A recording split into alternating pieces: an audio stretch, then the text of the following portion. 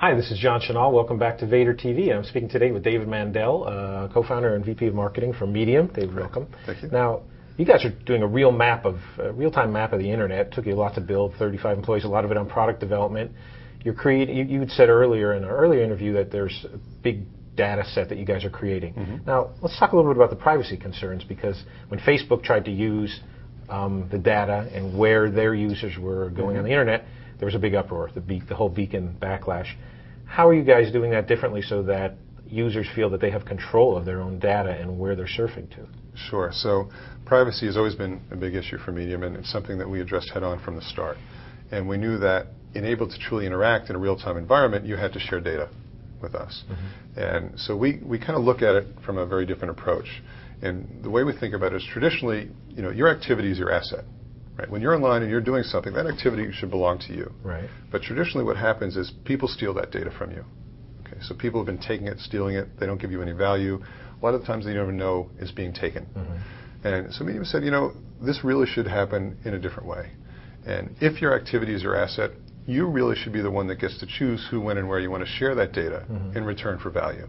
So how do they do that? I mean, how could they control to do that? So several different ways. The first and most obvious way is when you're using Me.dium, you always know it's there, right? So it's a real-time activity. It's not like it's hidden. You see yourself moving around online. It's very clear that you are A, sharing data with Me.dium, and B, engaging in sharing your data with the community. There's several other components to that as well. The other thing we do is there's a very large and obvious button on the toolbar of your browser when you install Me.dium. At any time you click that button and it turns Me.dium off. Okay. So it's totally at will. You choose to turn it on, you choose to turn it off. If you're getting value, you use it. If you're not, you don't.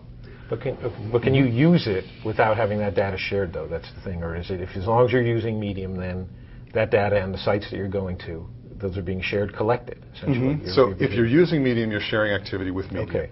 However, there's a lot of ways of deciding who you want to share your activity with in Me.dium. So in essence, Me.dium is a social browsing application, right? So you want to be able to share your activity with certain individuals.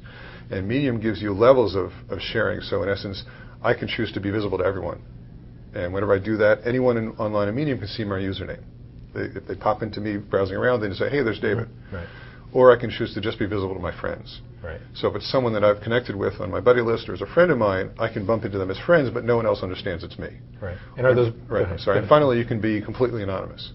So I can gain all the value that I get from seeing that environment and not share my actual activity with any other users. Now, it sounds like it's going to be a trade-off. Then you guys are going to have to make sure that it's enough of value that people are okay with sharing all that data, which... more and more internet users are saying, I'm okay with that. I'll trade a little bit of privacy for convenience. One other thing, where does the buddy list come from? Do you create it, or do you import it from other social networking sites? Sure, so several ways. When you download Me.dium, we give you the option of finding friends you have on other social networks and through your email contacts, etc., and you can import and invite them. Right. You can manually add them.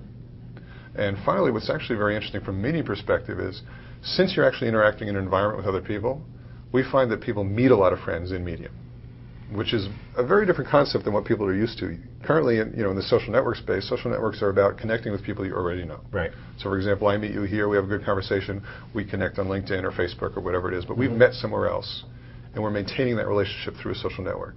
With Me.dium, what we actually find is people make friends in Me.dium. So by browsing around, by seeing other people, by engaging in conversations, people help you with a question, you help others, talking about a funny YouTube video, you're engaging in conversations around your interests, and people actually meet people through Me.dium and build their friends list through activity in Me.dium. Now, quickly, who are your customers going to be? Who's going to want access to that data? Advertisers, obviously, right? When you say customers, I assume you mean on the revenue side. Right, exactly. Yeah, not users. Right. So, yes, advertisers are the main customer on the revenue side. And are you guys going to build out your own ad sale? Are you going to use network?